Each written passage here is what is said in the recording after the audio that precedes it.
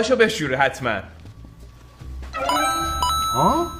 پاهاتو و حتما بشوری وقتی میری تو همون. همیشه که نه این اینجا اون موافقه. آفرین.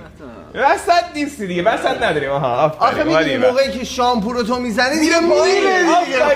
آفرین. خودش اتومات آب جریان داره. هر جایی که آب جریان داشته باشه تمیز میشه.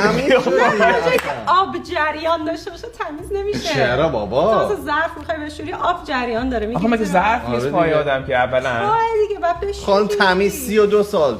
یه بارم نشستم. بعض وقتا شستم. بعض وقتا آدم میره دیگه سالی یه بار دیگه میری لیف میکشی دیگه. چرا من زمان اضافی رو بذارم وقتی اگه آب جاری کافیه کلت هم نشور.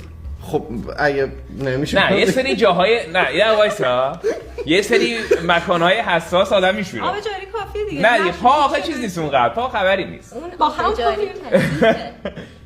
کثیفه. نه بابا تو بار دوم که داری شامپو میزنی دیگه تمیزه. آفرین. بچه‌ها این کارو نیستن احساس میکنن. دوباره شامپو میزنی؟ آره. تو هم دوباره منم دوبار میشورم. بعد به ما میگین کثیفین.